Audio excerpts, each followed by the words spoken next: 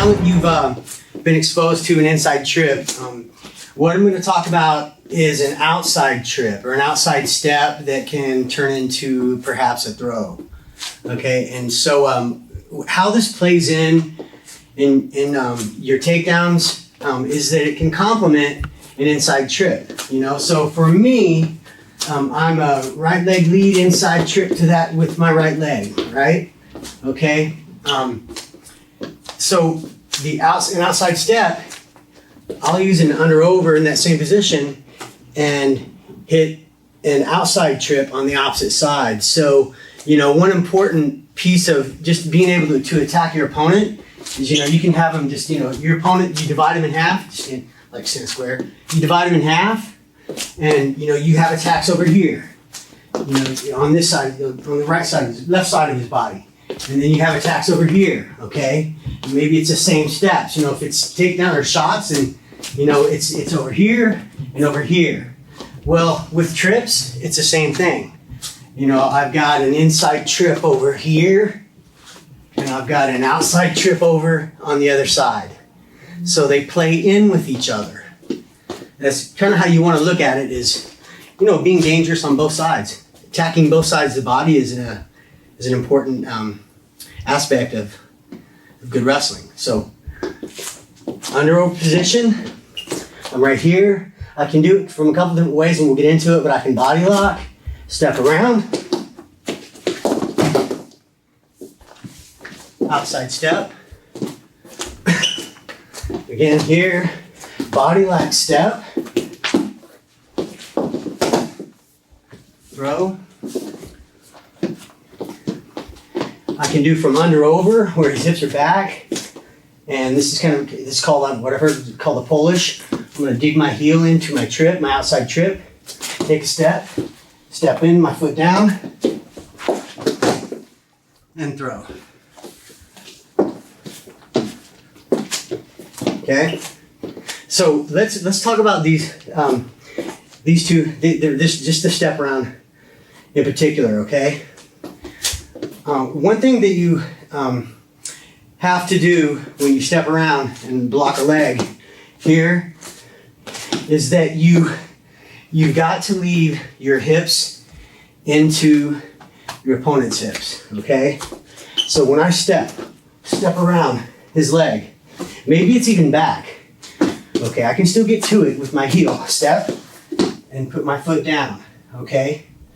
Now, then what's important here is that you leave your hips, I'm going to go around, you leave your hips into your opponent's hips when you go to take him to his back. Okay, a common mistake here is to squat, hold me up, is to squat, okay? Like step and squat and try to pop your hips and throw, okay? What I've found with an effective outside trip is that you have to leave your hips into him, okay? And then now what I'm going to do is what you can call, it's like fall like a tree, okay? So I'm going to just fall back with my hips in, okay? And as I do, what's going to happen to my opponent's body is it's going to load onto me. If my hips are in and I just fall straight, his weight will load onto me, okay? What I mean by that, just say if he's, just stand stiff.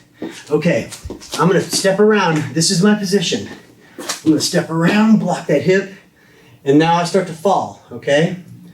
If I leave my hips in, it takes his weight off of his feet, okay? Lifts him up as I fall.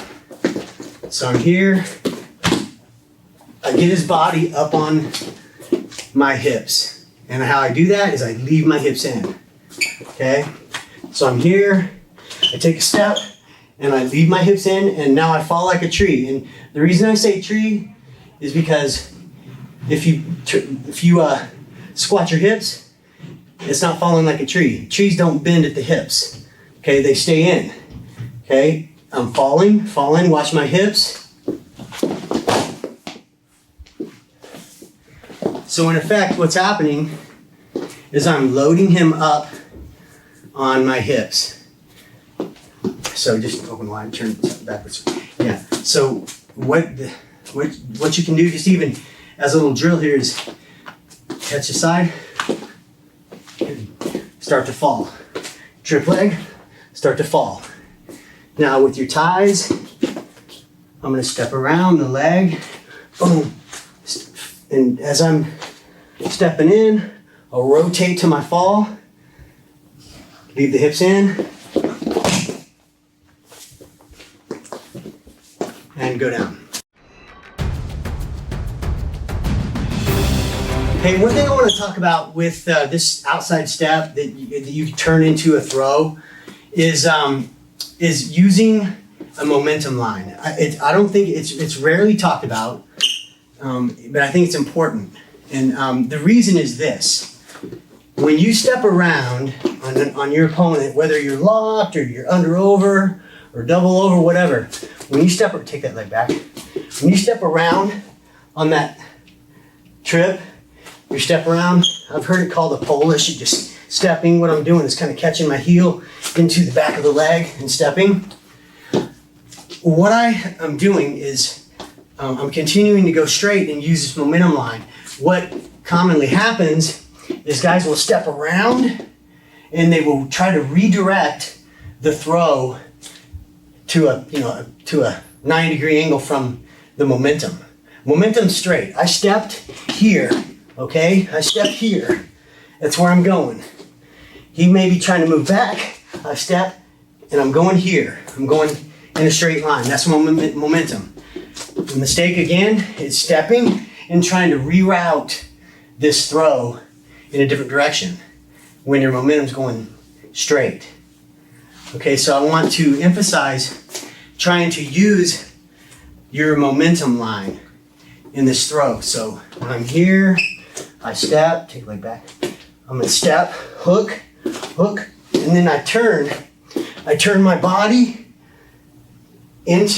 turn away from the momentum line and fall. Hips in, hips in, hips in, and throw. So the momentum line it's a pretty important piece of it. I'm using it. I don't want to disrupt my momentum to get this throw done. So I step in, turn my back, throw it. Versus, I won't throw it, but versus this. He's like back, I step in, and then I try to throw in an opposite direction. It's not going to happen. I think if you're able to make that happen, you're a beast. The outside trip with an under over. Again, we're under over, and just to remind you, this complements the stuff that I'll use with my inside trip. You know, if my head's on this side, maybe I do focus on an inside trip because I'm in position already. You know, if my head's on the other side, now I've got some options. I can pull an inside trip, or I can work towards this outside trip. Okay, so the outside trip again, I'm under over. Okay, oftentimes this leg's gonna be back. That's normal. Or what do you feel? What's comfortable with you? Yeah. Right. Yeah. Okay, it's back. That is not a problem. So what I want to do, just with that leg, is I want to try to move my body into, like, reach in. You can't do it slow, but what I'm doing is I'm reaching in with my heel and running it right along the calf and running it straight to the mat, and that's where all my weight goes. Okay? So I'm here, boom. We're here, step, boom. Okay? It's really tough to show slow, but what it is, you're digging your heel in on top of his calf, boom, slide it down. Okay? Again, as I do that, as I slide this heel in to trap the leg, I rotate. I rotate to follow my momentum line. Okay?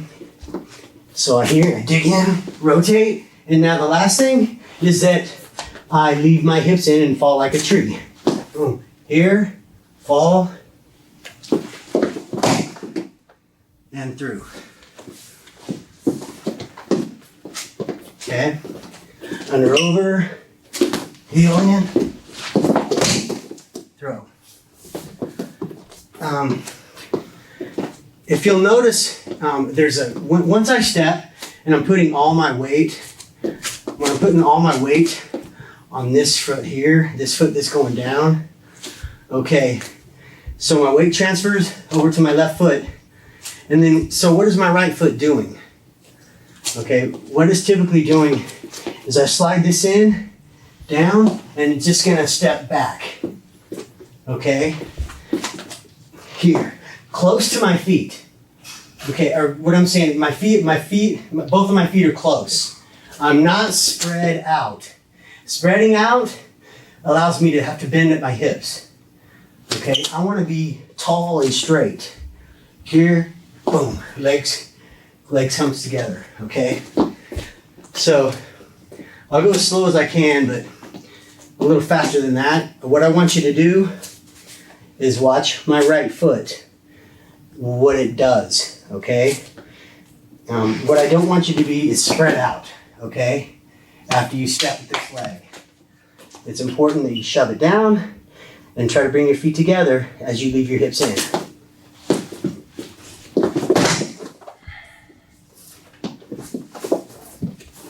Okay?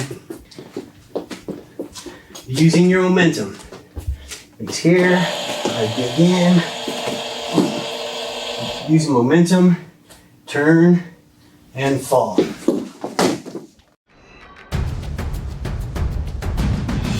Okay, one thing that can really enhance an outside trip in terms of just setting your opponent to be, thrown to his back is how you treat, your underhook elbow, okay?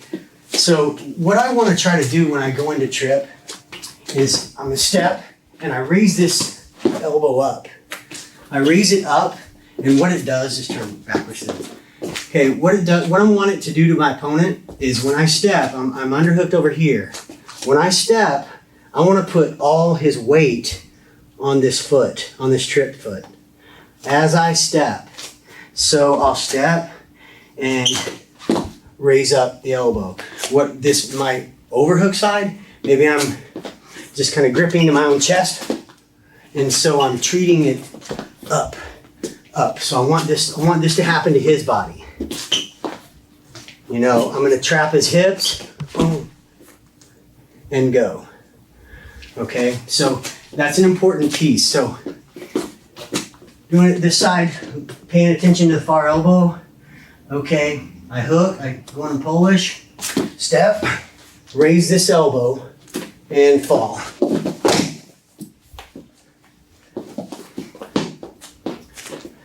Here again, under over. Remember, don't leave this down. Okay, put weight on his trip foot. Boom.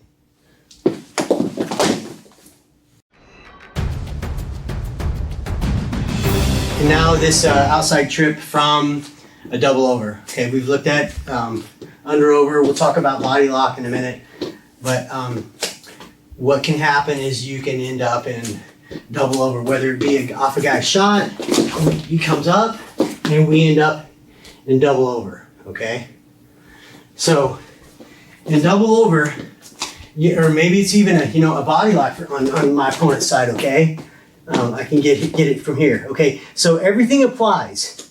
I've got to step around, block into the heel, step, boom, step around, leave my hips in, turn into my momentum line, and then raising this elbow is super important when you're in double over. Okay, I want to put all of his weight back on the foot that I'm tripping. Okay, so I'm raising this far elbow. He takes a shot, he hits, I come up, we're here. So what I'm going to do is I'm going to take a step outside, block, raise that elbow, and throw.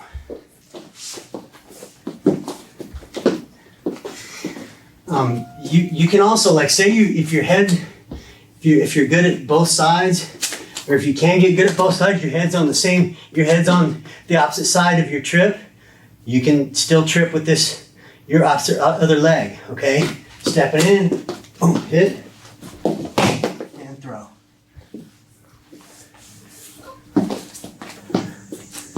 So he could come in, single leg, heads up.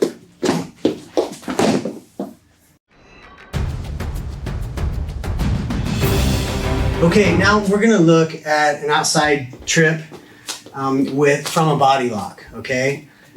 Frankly, I think if you get a body lock, I think it's gonna be hard to stop. And gather the hips like you need to, it's gonna be really hard to stop, okay? Because you just, one important aspect, obviously, when we looked at it earlier, is getting, stopping that leg and getting our hips in to his hips. And a body lock, what it does is it does all the work in terms of what you had to do with your heel. You threw your leg in, take a left leg back. You threw your leg in to bring the hips to you, hold it still to trip his leg, okay? There's that motion there, and my hips are in. Well, with a body lock, low on the back, you step around, it's really so much easier to get the throw. It's so much easier to get the throw, but it's really kind of hard to get the body lock, okay? So I want to break that down. Okay, when I'm in an under over, right here, okay, what I'm going to do is I pay attention to this grip that he has on me, this arm right here, because where I want his arm to get a body lock is I want it here. I want it, up against his body, and I can't just, from here, I'm not just going to put it there, okay? Whatever he's doing there, it's not going to stay, okay? So, but I still have to have it there, okay? So what I'm going to do is I'm going to do what's called like swooping in. I'm just going to take just swoop in, take a step, and swoop in with my hips, because his elbow or his arm is connected to my back, and where my hips go, his arm will go, okay? So what I'm talking about is this. Watch his arm. Boom. It'll move in right there. So I'm not applying any kind of pressure to move it over there, because you'll get resistance back. Okay, I'm going to move it by simply stepping in. Boom. And then lock. And then move back up. He may be walking back. He may be stepping, trying to get out of it, but I've already gathered his hips. And I step, block, hips in, throw.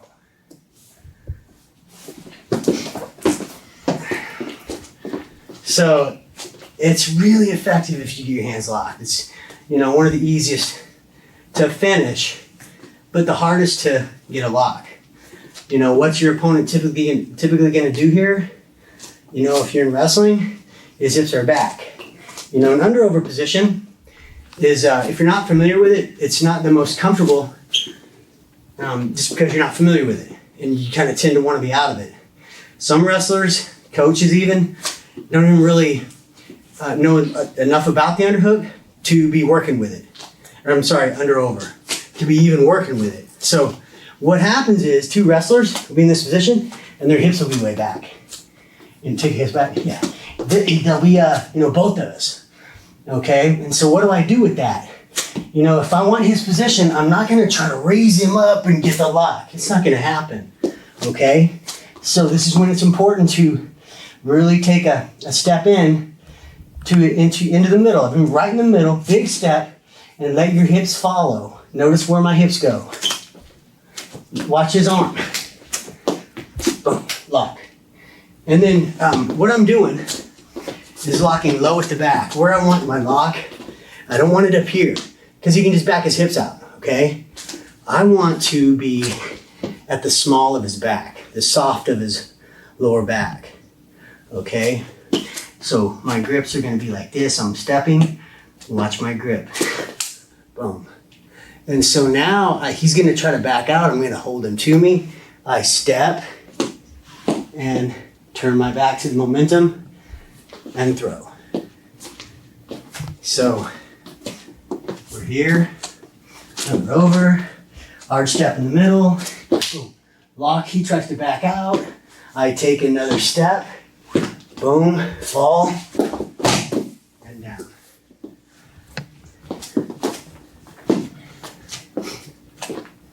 Okay, here,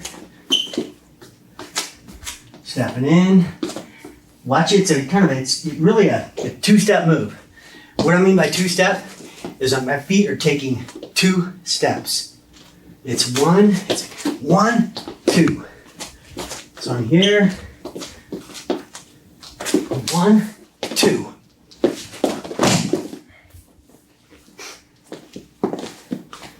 Now, one thing I would mention is, once I'm locked, do I leave them locked through the whole throw? I'd say no. I would say release it and put him on his back by being under over, okay? So he's falling, boom. So let's see if you can see that. So I'm here, I'll step in, boom, lock, step around, I'll fall, release.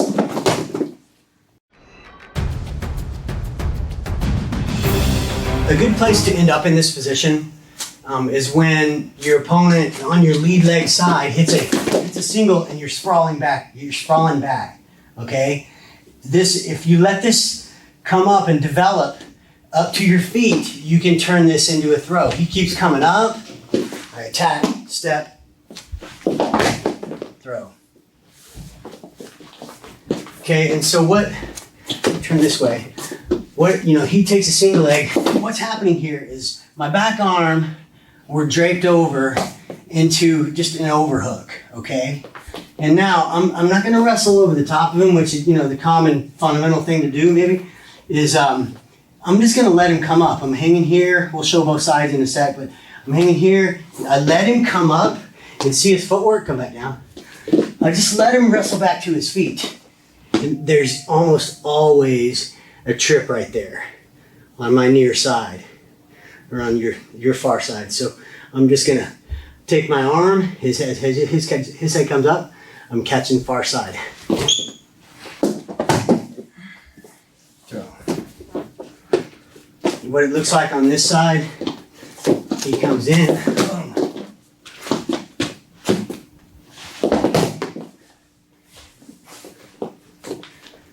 Throw. And you really, in this position, you don't have to be as precise or exact with your step and your hips in, just because of the nature of your opponent's position. He's kind of coming up and recovering, and you're catching him as he's coming up. Okay, so it's a great way to catch this position. A common way that I work with my little guys that I teach, I'll put their partner down and let them learn the throw from this position. And so, what I would do is I would just have them, say they're just front headlock position, just in general. Okay, I'm taking my shoulder to his shoulder blade and just hooking over that arm right here. Okay, and then now I'm gonna let the position come up. And as he comes up, I'll step. Okay? So you're here. It's just a way to get into it. And really, anytime a guy shoots, and you stop them in front headlock and they're on their hands and knees and want to come back up. So you're not going to keep them down or front headlock. I'm taking my shoulder deep and just hanging. As he's coming up, I'll step. Okay? Same thing applies as earlier. Elbows high, raising him up on his trip foot, putting weight on his trip foot. So my arms would be one hanging up. So taking a look maybe from the side or from the front, he shoots a single from here. I'm draped. He comes up. Throw. A couple things you can do when you're combining just these techniques that we've worked on. We've looked at, inside trip. We've looked at outside trip. We've talked about both sides of the body having the attack, which it covers. You have an inside trip on one side, an outside trip on the other. Tying them together or using them together can also be helpful. So one thing I would do is, I've got an under over. It's on my outside trip side. My inside trip's over here, so I can use my outside trip to set up an inside trip. So maybe this leg's forward or just stand square. And I'll just go to body lock and try to step around him, and he counters, and it puts me in a position where I can inside trip on the far side. So this back leg is going to come in, change sides with my head, and trip.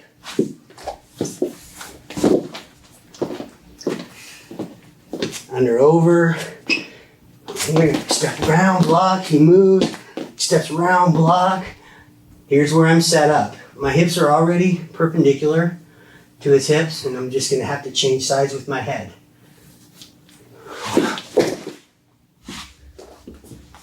Okay, on the other side, we're here. Maybe you can go even to try to body lock, step around, and inside trip, far side, down.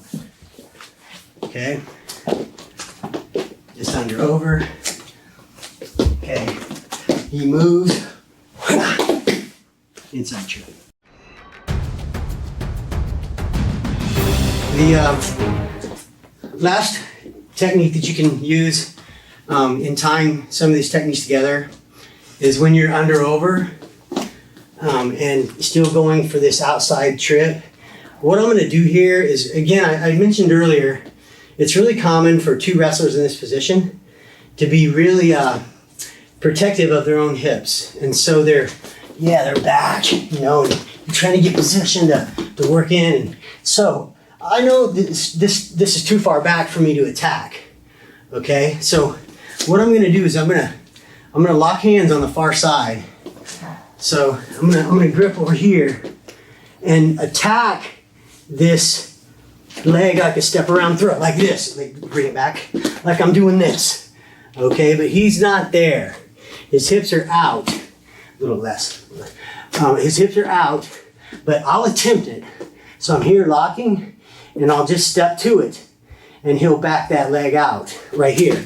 Okay? Now, from what I do here, let's turn this around backwards. Okay, so we're here. I want to be facing. So I step, and what I do here, I've got my grips here, and my head's high. I'm out of position. That he's back. His hips are back. Yeah. So what I'm going to do is I'm going to loosen, not my grip, my arms, and I'm going to slip this grip to his head here into a headlock. So we're here. He's back. I go for a lock. This is what I'm trying for. Right here. I'm here. I step around. Boom. Here. My feet hit. Boom. Headlock. So, two things that I want to mention. They're important. One, my footwork. Okay. I'm going to step to that outside trip that's not there. And what my feet are doing to get this sag headlock is just pivoting. I'm literally just going to rotate my feet to where my hips are facing the other way. Boom. And almost tuck this hip under. So it's like kind of a corkscrew dropping this hip. So look for that. So we're here. I'm locked. I step. Okay, watch my feet and my hip. I'm going to turn. Sag down into a headlock. What makes this work is, one, the attempt at the trip. Takes his hips back. And then two, swinging around and catching the head and just putting him in the hole because he's so top heavy from defending the trip. He's here, he's like this, he's top heavy. And so it's just an easy sag down to the mat. Here, step.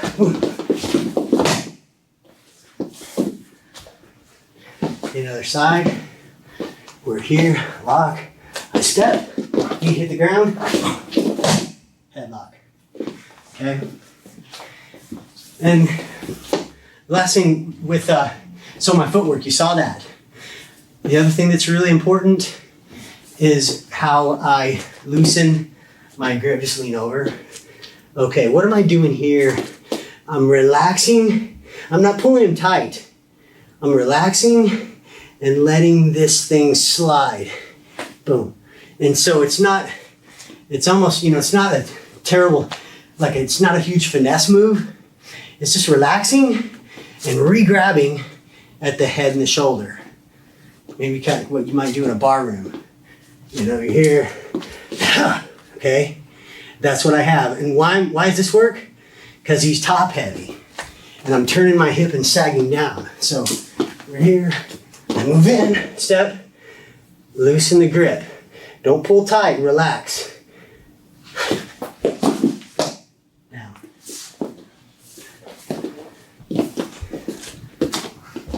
Here, hips back, step in. Other side. Over here, step in.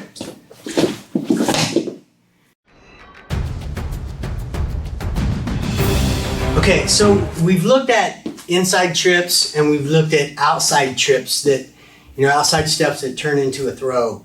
You know, what I think about these trips, the inside outside, is you know, yeah, you can they may appear risky, but I really don't think it is. I think you get the methods down, you understand the technical side of it, you drill the technique. You build it into muscle memory, and pretty soon it's yours, you know. And I believe that just from a work standpoint, it's not a terribly difficult move. It doesn't take a whole lot of work. It's not like shooting underneath to the legs and having to build back up using your lower back, then come up and drive across. That is hard. These trips, I think it's a clean boom right to their back. And if you think about the reward, you're taking your opponent straight from his feet to his back. And that's a pretty neat deal, just having a technique that does that. So I think that some of you will you will shy away from the technique because it's a trip, it's a throw. But then there's risk in it, and there is risk, there's some risk. But the reward behind it is that you take a dude straight to his back. And in freestyle wrestling, that's 4. In folk style wrestling, if you hold them to their back, that's 5, maybe a pin. You know, so in MMA, that's or jiu-jitsu, it's a takedown. And it puts you in serious control, maybe a side mount, and you're in good position. So that's what I think about it. I think you don't need. What I hope is that you will be brave, be bold, and try these techniques, these outside trips, these inside trips. I think they're could be an important piece of your wrestling. I'll tell you a story about how these techniques have worked into my own wrestling. And it goes back to when I was a kid. I was 12, 13 years old, living in Oklahoma City, Oklahoma, really close to the University of Oklahoma, where Dave Schultz and Mark Schultz and the likes of Dan Shade. I'm not sure if you know who all these guys are. Dave Schultz, Mark Schultz. I was around those guys when I was 12, 13, 14 years old, and was learning to step around and throw. You know, I think as a kid, I just wanted to throw. I just wanted a throw. I thought throwing was cool, and so trips, especially outside trips, could put me into a throw position. Loved it. And so, over the course of the next, 10 years of wrestling, 12 years of wrestling through college, I only hit a handful of throws, like this outside step around throw. And by the time I finished wrestling at 28, maybe I hit in total from age 12 to 28, maybe 10, 15 times did I hit it successsly. And that doesn't sound like a lot. If you do the math on how many times per year I'm getting a throw versus, you'd think, it's not something you'd want to just plug into your repertoire. But what happened to me, this is cool. I'm wrestling in the finals of the Olympic Games in 1996. It's my second Olympics, and I'm in the gold medal match against a dude from Canada. His name's Gia Sisori, and he was a thrower. He would stand up with you, and he had his own trips. He had arm spins and was just dangerous on his feet because of his throws. Myself, I was a low-level single guy growing up in Oklahoma, being around John Smith. But I did learn how to throw. And when they presented themselves, I used it.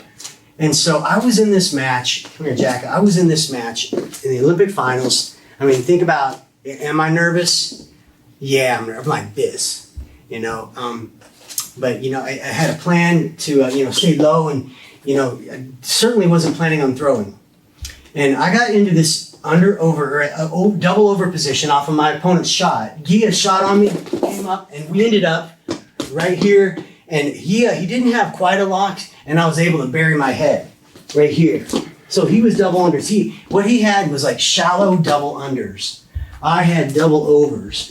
And we were in here looking at each other's feet. I knew exactly what we were doing. We were watching our feet. I'm watching his, he's watching mine.